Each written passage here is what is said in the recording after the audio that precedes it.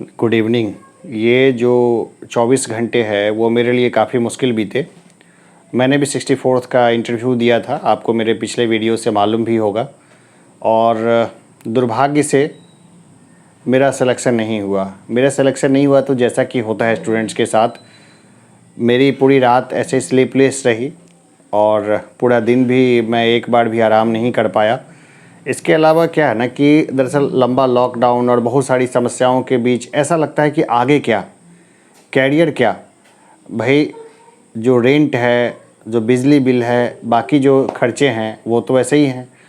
और net qualified हूँ, MTech है, एमबीए है, खूब ज़्यादा अच्छी क्वालिफ़िकेशन है। और मुझे बड़ा कॉन्फिडेंस था कि मेरा एकदम 64th बीपीएससी में एकदम हो ही जाएगा। और बहुत ज़्यादा कॉन्फिडेंस था, बहुत यकीन था। और मैं चाहता भी था कि मेरा हो जाए, क्योंकि मैं पब्लिक फील्ड का आदमी हूँ। मैं चाहता था लोगों की प्रोफेशनली मदद करना। अभी भी जैसे जब ज़रूरत पड़ती थी लोगों को ब्लड देने की, तो मैं अपना ब्लड दे देता था और अरेंज भी करता था। या कभी भी जो भी काम हुआ उसमें मैं बहुत आगे रहा। मैं एकदम समर्पित रहा सोसाइटी के प्रति, समाज के प्रति। और मैंने काफ़ी काम भी किया सोसाइटी के लिए। जैसे एजुकेशन फील्ड में मैं सोच रहा था कि इतना एजुकेटेड होकर मैं क्या करूं, तो मैंने ये यूट्यूब चैनल को क्रिएट किया। और अच्छी बात है कि मैंने जिनको पढ़ाया उनका सिलेक्शन हो गया, लेकिन स्टूडेंट्स का हो गया, सर का नहीं हुआ। ठीक है ना। तो फिर भी होता क्या है ना कि जैसे मेरे भी पेरेंट्स वगैरह हैं, ओल्ड एज के हैं, तो वो काफ़ी परेशान हो जाते हैं कि क्या कैरियर है, बच्चा है, क्या मतलब उनके लिए तो मैं बच्चा ही हूँ, क्या आगे का फ्यूचर है वगैरह। तो बहुत ज़्यादा परेशान हो जाते हैं वो। उनकी परेशानी देख के मुझे परेशानी होती है कि भाई मैंने हथियार नहीं डाले हैं, कुछ अटेम्प्ट बचा हुआ है। इसके अलावा दुनिया भर के बहुत सारे काम है। इंग्लिश पढ़ाऊँगा तो लंदन गया था मैं जनवरी 2020 में, लंदन में मैं था। ऑक्सफोर्ड वगैरह सब घूमा। मेरी अंग्रेज़ी ठीक है, बढ़िया है, इतनी है कि मैं दूसरे को सिखा सकता हूँ। मैथ रीजनिंग पढ़ा सकता हूँ और बहुत अच्छे से पढ़ा सकता हूँ। जीएस पढ़ा सकता हूँ, बहुत बढ़िया बता सकता हूँ। इवन कि जो खान जीएस रिसर्च वाले हैं ना, उनसे बढ़िया बता दूँ मैं। बस एक सेटअप लगाना होगा। वैसे तुलना मुझे नहीं करनी चाहिए, लेकिन मैंने भावावेश में मैं बोल दिया। तो बस सेटअप लगाना होगा और बाकी चीज़ करना होगा। तो बहुत सारे अपॉर्चुनिटी हैं मेरे लिए।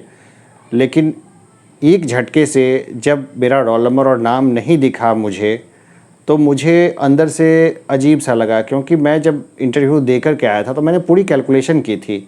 उस कैलकुलेशन के अकॉर्डिंग मैंने देखा था कि मैक्सिमम लोग इंटरव्यू में नहीं आ रहे हैं, और जो आ रहे हैं वो एक दो ही चॉइसेस भर रहे हैं, क्योंकि वो पहले से किसी न किसी सेवा में हैं। तो मुझे लगा था कि मैं एकदम सेफ़ हूँ, एकदम सुरक्षित हूँ, मेरा तो हो ही जाना है बिल्कुल आराम से। ठीक है। अभी बहुत सारे लोग हैं जो कि छोड़ देंगे अपने पोस्ट को, और भावना में बढ़ के उन्होंने इंटरव्यू दे दिया था। और हो सकता है कि टैबलेटिंग मिस्टेक भी हो, कई बार ऐसा होता है। एक बार मैं इंजीनियरिंग छठे सेमेस्टर में था तो मुझे 06 मार्क्स आए थे मैथमेटिक्स में। लेकिन बाद में जब मैंने 35 रुपये का रिसिप्ट कटवा के जब चैलेंज किया तो मालूम पड़ा 60 मार्क्स थे। तो मार्कशीट चेंज हो गई थी और राजस्थान यूनिवर्सिटी ने सब कर दिया था वो सारा चीज़। तो ये सब चीज़ें हैं, सब चीज़ें दिमाग में घूमती रहती है, इतनी सारी चीज़ें चलती है ना, मैं खुद को बैलेंस नहीं कर पा रहा। और मैं समझता हूँ कि मेरी जैसी सिचुएशन जो है बहुत लोगों की होगी, लगभग 2000 से ऊपर लोग होंगे जो मेरी जैसी ही सिचुएशन में वो भी जूझ रहे होंगे। क्योंकि जिन्होंने मेंस का कट ऑफ पार किया वो और इंटरव्यू दिया, वो सब एक लेवल के आगे होंगे। उससे पहले भी जिन्होंने मेंस अच्छा लिखा होगा उनको भी तकलीफ़ होगी। लेकिन देखिए, ये अनप्रेडिक्टेबल सर्विस कमीशन है। जो भी बीपीएससी या यूपीएससी है, ये अनप्रेडिक्टेबल है। मैं ऐसा मान के चल रहा था कि मेरा हो जाएगा, मैं बहुत कॉन्फिडेंट था, लेकिन मेरा नहीं हुआ। मेरे से काफ़ी कम उम्र के लोगों का हो गया, जो भी जिन्होंने ग्रेजुएशन किया था उनका हो गया, और बहुत सारे लोगों का हो गया। तो देखिए, मैं यही सोच के संतुष्ट होने की कोशिश करता हूँ कि सबका एक लाइफ स्पैन होता है। ओबामा जिस एज में रिटायर हो गए राष्ट्रपति होने के बाद, उस एज के बाद तो बाइडेन ने कार्यभार संभाला, और उसके भी कहीं बाद में जाके जो है ट्रंप भी उसी तरह से आए थे। तो सबका एक टाइम पीरियड होता है। कुछ लोग 20 साल की उम्र से लेकर 40 साल में जो करना होता है करके गुजर जाते हैं। 35-36 साल में देखिए वो सिकंदर चला गया था। और मेरे साथ क्या है कि मैंने 9-10 साल तो पढ़ाया है कॉलेज में, बहुत सारे बच्चों को बनाया है, नेट क्वालिफाइड किया है, सारा एजुकेशन लेके बैठा हूँ, फिर भी एक एग्ज़ाम नहीं क्रैक हो रहा तो होता है। और मैंने जिनको पढ़ाया उसमें कई सारे लोग हैं जो कि सेट हो गए, मैंने आज उनकी कॉल्स नहीं उठाए, ठीक है ना। अब बहुत सारे कॉल्स आते हैं, सबका यही कहना होता है कि हुआ क्या हुआ क्या। अब देखिए, सफलता के तो बहुत माँ बाप होते हैं, और असफलता जो होती है ना, बिल्कुल अनाथ होती है। असफल लोग किसी को पसंद नहीं है, लेकिन हमें अपने आप को पसंद करना होगा। हम जैसे भी हैं, जो कुछ भी हैं, हमें अपने आप को पसंद करना होगा। मेरे बहुत सारे भाई बंधु हैं जो इसी दौर से गुजर रहे हैं। तो देखिए, हो सकता है कि ऊपर वाले ईश्वर ने, हो सकता है कुछ लोग नास्तिक भी हों जो देख रहे हैं, और कभी कभी मैं भी थोड़ा नास्तिक हो जाता हूँ, लेकिन जितना आस्तिक आप रहेंगे ना उतना अच्छा है, पेन रिलीफ उतना ही अच्छा से होगा। हर कोई भगत सिंह नहीं हो सकता है, मैंने ये बाद में गौर किया है। तो जो ऊपर वाले हैं ना, उन्होंने कुछ अच्छा ही सोच के ये सब किया होगा। अगर हो सकता है, जैसे कि मुझे बड़ा यकीन था कि मुझे पुलिस सर्विस मिल जाएगा, ठीक है, तो देखिए ऐसा भी कंडीशन हुआ है जिसमें जिनको पुलिस सर्विस मिला वो गए इनकाउंटर में, पहले राउंड में ही मारे गए। अगर सफलता ही खुशी का पैमाना होता तो बक्सर डीएम सुसाइड नहीं करते, या ऐसे बहुत सारे अधिकारी हैं, आपने देखा होगा कि तनाव में उन्होंने खुद की जान ले ली, या फिर बहुत बड़ा ब्लंडर कर दिया, या बेवकूफ़ों जैसी हरकत करने लगे। तो ये सब सोच सोच के मैं खुद को दिलासा देने की कोशिश कर रहा हूँ। मैं आपका गम नहीं, अपना गम भी हल्का कर रहा हूँ। तो ये सब सोच सोच के जो है ना, मैं चाहता हूँ कि अपना गम जो है ना थोड़ा सा गलत कर लूँ, हल्का कर लूँ। क्योंकि ज़ख्म ताज़ा है, अभी 24 घंटे भी नहीं हुए, तो दर्द आता है, हमेशा आते जाता है, आता है जाता है। एक अच्छी लाइफ स्टाइल का मैंने सपना देखा था कि चलो ठीक है, एक सैलरी मिलेगी, उसमें हम अच्छी लाइफ स्टाइल को जी पाएंगे। और फ़िलहाल लॉकडाउन है, सारा सिस्टम बंद है, मैं कोचिंग भी नहीं डाल सकता, और बैठ के उतने ही पैसे का खाते रहने से इतना पैसा बचेगा भी नहीं कि इंस्टीट्यूशंस डाली जा सके। और इंस्टीट्यूशंस में फ़ीस बहुत कम रखता, बहुत ज़्यादा कम, ताकि हर कम्युनिटी का बच्चा, गरीब अमीर जितना है, सब आके एक साथ आके स्टडी कर ले, उस हिसाब से मैं रखता चीज़ों को। तो मेरे लिए भी काफ़ी दुखदाई रही। अब मैं मार्कशीट का इंतज़ार कर रहा हूँ कि मार्कशीट आ जाएगी तो मैं देखूँगा कि मैं कितने से बच गया। दूसरा है कि कॉपी है, उसकी ज़ेरॉक्स कॉपी मंगाने की कोशिश करूँगा, मिल जाती है, वो आरटीआई में डालूँगा तो कॉपी आ जाएगी, तो वहाँ भी मैं चेक करूँगा। क्योंकि बहुत बार ऐसा हुआ है कि जिन लोगों ने कॉपी मंगाई है, सभी लोग कॉपी नहीं मंगाते हैं, बहुत लोग पूरे डिप्रेशन होके कॉपी छोड़ देते हैं मंगाना। तो जिन्होंने कॉपी मंगाई है, इसके बाद देखते हैं कि वो कहीं ना कहीं टैबलेटिंग मिस्टेक हो रखी है, तो बाद में वो आप आयोग को दिखाते हैं तो आयोग उनको समायोजित कर लेता है, उनको जो है अपने यहाँ कहीं ना कोई ना कोई सर्विस में दे देता है। तो ये सब चीज़ पॉजिटिव चीज़ें हैं। नहीं भी हुआ तो क्या हुआ, नहीं भी हुआ तो क्या हुआ, अभी तो हम जिंदा हैं, मेरे कुछ अटैम्प्ट्स भी बचे हैं। अटैम्प्ट्स ना भी बचे होते तो क्या होता, मेरे पास जो टैलेंट है वो सिर्फ मेरे पास है। अभी मैं अपने दिल्ली वाले फ्रेंड से, नवीन से बात करा था, तो उन्होंने मुझे यही बात बताई कि you are most talented person, और जहाँ भी रहेंगे आप भला करेंगे लोगों का, तो आप ऑनलाइन मीडियम और ऑफलाइन मीडियम कभी नहीं छोड़िए। उसी तरह आज मैं अपने फ्रेंड से भी बात कर रहा था जो एनआरआई हो गया, और उसकी काफ़ी प्रेरणा थी कि मैं देश छोड़ के उसके यहाँ बस जाऊँ, और वहाँ काफ़ी अपॉर्चुनिटी है, कनाडा में बहुत ज़्यादा अपॉर्चुनिटी है, काम की कमी नहीं है, और कूल लाइफ है। जैसे कि अपने यहाँ तो क्या है ना कि जो पब्लिक सर्विस कमीशन से जो लोग आते हैं वो न्यू फ्यूडल हैं, नए सामंत हैं वो, तो वो सिस्टम ही नहीं है वहाँ पर। फॉरेन में, खास के कनाडा वगैरह में लिटरेसी रेट 100% है, तो वैसे कंडीशंस में लोग एक दूसरे की काफ़ी इज्जत करते हैं, और ह्यूमन लाइफ की बहुत वैल्यू है, कुछ भी करेंगे आपको रिस्पेक्ट है। जैसे अपने यहाँ ऐसा नहीं है, आप अगर अधिकारी हैं, जैसे भाई साहब मेरे एसडीओ हैं, तो उनको एक अलग ट्रीटमेंट मिलता है हमेशा ही। जैसे मेरे जो लोग पहले थे और हमारे इन्फ्लुएंस में आए, और कुछ लोग जो बन गए, अधिकारी हो गए, डिप्टी कलेक्टर वगैरह हो गई, तो अब उनका एक अलग सर्किल हो गया, वो उस सर्किल के हिस्से हो गए, मैं अब उस सर्किल में नहीं हूँ। तो ये सब चीज़ें हैं जो रेगुलर वे में थोड़ा सा लगता है, थोड़ा सा किसी को भी चुभेगा, लगता है। कई बार इच्छा करता है कि कनाडा ही निकल जाऊँ और अगर कोविड और बाकी प्रोटोकॉल्स वगैरह दिस दैट वगैरह नहीं होता तो मैं इसके बारे में काफ़ी गहराई से सोचता, लेकिन अभी फ़्लाइट्स भी बंद हैं और बाकी सब चीज़ें हैं, तो मेरे पास अब ऑप्शन क्या बचता है? ठीक है ना भाई, ऑप्शन तो कुछ होना चाहिए।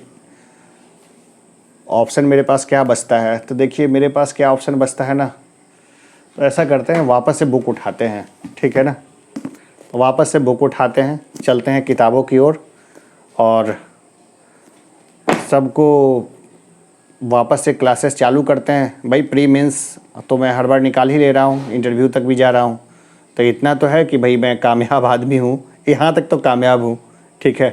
तो आप लोग हमारे साथ जुड़े रहिए, इच्छा करे तो चैनल सब्सक्राइब कर दीजिए, इच्छा करे तो किसी के साथ शेयर करिए, इच्छा ना करे तो मत करिए शेयर। मेरी बातें अच्छी लगी तो लाइक करिए, नहीं अच्छी लगे तो डिसलाइक करिए, कुछ ना कुछ कर दीजिए, ठीक है। मैंने इससे पहले इंटरव्यू का वीडियो बनाया था और काफ़ी कॉन्फिडेंट था मैं, क्योंकि अगर कोई मिनिमम मार्क्स पे भी अगर कोई पास करता है तो उसके इंटरव्यू में अगर 90 मार्क्स तक भी आ जाते हैं तो उसका सिलेक्शन हो जाता है। मुझे लगा था कि 100 110 तक 114 तक मार्क्स आ जाएगा मुझे, लेकिन इंटरव्यू जिस तरह का गया था वो काफ़ी अच्छा इंटरव्यू था। मुझे लगता था कि हर हाल में इंटरव्यू ही मुझे खींच के ले जाएगा। जिस समय मैं मेंस दे रहा था उस समय मैंने इंटरव्यू के बारे में नहीं सोचा, मैंने पूरा फोकस मेंस पे ही किया था कि मेंस ही इतना अच्छा लिखो कि इंटरव्यू की ज़रूरत ना पड़े। और जब मैं इंटरव्यू दे रहा था उस समय मैंने ऐसा इंटरव्यू दिया जिसमें मैंने मेंस के बारे में नहीं सोचा कि हाँ मेंस का क्या हुआ, कैसे हुआ, इंटरव्यू ही इतना अच्छा रहे कि वहाँ से सिलेक्शन हो जाए। पर unfortunately I am not selected, और ये मेरे लिए भी बहुत दुखदाई है, बहुत दर्द वाला एक्सपीरियंस है मेरे लिए। लेकिन इसको मैं कितने लोगों को बोलूँगा, है ना। जैसे कि अभी एक डीएफओ साहब हैं, भाई साहब, उनका फ़ोन आया, बड़े लोगों के फ़ोन आए, इनके आए, उनके आए, सबके फ़ोन आए। तो जैसे लोगों को मालूम पड़ता था मेरा नहीं हुआ तो बहुत ज़्यादा आगे बात नहीं बढ़ी ना, तकलीफ़ वगैरह का हुआ। फिर फेसबुक मैंने देखा, पूरे फेसबुक पे वैसे लोग जो सफल हैं उनको लोग मिठाई खिला रहे हैं, विधायक उनको बधाइयाँ दे रहे हैं। तो सफलता के बहुत माँ बाप होते हैं और असफलता क्या होती है? अनाथ होती है, ठीक है। लॉकडाउन है, कोई काम नहीं, कुछ भी नहीं, पढ़ाना शुरू करते हैं, पढ़ना शुरू करते हैं, खूब स्टडी करते हैं, खूब जम के पढ़ेंगे, कोशिश करेंगे खूब पढ़ाने का, टिके रहते हैं। कोई और ऑप्शन भी नहीं है, कोई और ऑप्शन होता तो उधर ध्यान भी देते, कोई ऑप्शन नहीं है अभी हमारे पास, पढ़ने के अलावा कोई ऑप्शन नहीं है। तो उसी में दिमाग लगाते हैं, उसी में थोड़ा बहुत फ्रस्ट्रेशन आएगा, थोड़ा बहुत परेशानी आएगा, स्वाभाविक सा बात है। किताबों की तरफ लौटने में दिक्कत आएगी, लेकिन किताबों से दोस्ती करते हैं, चलते हैं। अभी एक सर हैं, मुझे बहुत अच्छे लगते हैं, मैं उनके वीडियो को फॉलो करता हूँ, जीएस मास्टर करके वो चलाते हैं। अभी उनका नंबर नहीं मिला, नहीं तो मैं उनको कॉल करता हूँ। बहुत मोटिवेट करते हैं, बहुत मोटिवेट करते हैं, बहुत बढ़िया, और उनका मोटिवेशन बहुत काम आता है। वो उनका खुद का सिलेक्शन नहीं हुआ, लेकिन मुझे लगता है कि उनके जो रिसर्च है और उनका जो काम है वो बेहतरीन है। 4 लाख से ऊपर उनके सब्सक्राइबर हैं और पेड कोर्सेज़ भी उन्होंने लॉन्च किया हुआ है ना। मुझे नहीं पता कि क्या है कोर्सेज़ में कैसा है। मेरा कोर्सेज़ तो यहाँ पर जो भी है मैं फ्री ही दूंगा लोगों को, और इंग्लिश की भी मैं क्लासेस लेता हूँ, इंग्लिश डेली डोज के नाम पर, और मैथ रीजनिंग वगैरह की भी कोशिश करूँगा अपने मित्र नवीन कंठ के प्रेरणा से कि मैथ, इंग्लिश, रीजनिंग तीनों पे हाथ आजमाऊँ, तीनों को देखूँ। क्योंकि आजकल जो कंपटीशन का जो एरिया जो डाइवर्सिफाई हो रहा है उसमें इन सब चीज़ों की काफ़ी ज़रूरत पड़ेगी, ज़रूरत होती है। तो चलिए देखते हैं कि कितना अपना दिमाग को बैलेंस कर पाता हूँ मैं। भाई तनाव उनाव तो सबको होता है, लेकिन दवा खाना तो उसका सॉल्यूशन नहीं है, ठीक है। जय हिंद। वर्दी नहीं मिली तो क्या हुआ? एक वर्दी नहीं मिली तो क्या मैं लोगों की सेवा नहीं करूँगा? मैं सेवा करूँगा, लोगों की सेवा करता रहूँगा मैं। अगर कोई पोस्ट नहीं मिला तो क्या प्रोफेशनली सेवा का त्याग दूंगा? नहीं, ऐसा नहीं है। मैं जो भी अपनी कमाई है या जैसा भी अपना रहन सहन है उसी में से समय निकाल के लोगों की सेवा में लगा रहूँगा। प्रोफेशनली सिलेक्शन के ज़रिए सेवा करना हमारे लिए बहुत आसान था, और इलेक्शन लड़ना काफ़ी मुश्किल है, क्योंकि इलेक्शन के जो बहुत सारे पैतरे होते हैं वो मेरे समझ में नहीं आते। बहुत सारे झूठ, और उस झूठ के ऊपर में एक और झूठ, उसको सोशल मीडिया में ऐसे सर्कुलेशन, और लोग उनकी बातों में आ भी जाते हैं। तो वो बहुत बेकार की बातें हैं। जैसे कई सारी चीज़ें थी मुझे अजीब सी लगी। कुछ चीज़ें भारत में अगर बाहर से आ गई तो उसका इमीडिएट कोई बेनिफिट नहीं है। जैसे कि राफेल आया, सेना के काम के लिए था वो, लेकिन युद्ध का मैदान ही बदल गया। यानी कि कोरोना से मैक्सिमम डेथ्स होने लगी और हॉस्पिटल्स ही नहीं थे अवेलेबल जो लोग की मदद कर पाते। तो अब कौन लड़ रहे हैं? तो डॉक्टर्स लड़ रहे हैं, स्वास्थ्यकर्मी लड़ रहे हैं, आम आदमी विक्टिम्स है और हम अपने घरों के अंदर लड़ रहे हैं। ठीक है, राफेल वहाँ पे क्या काम आया?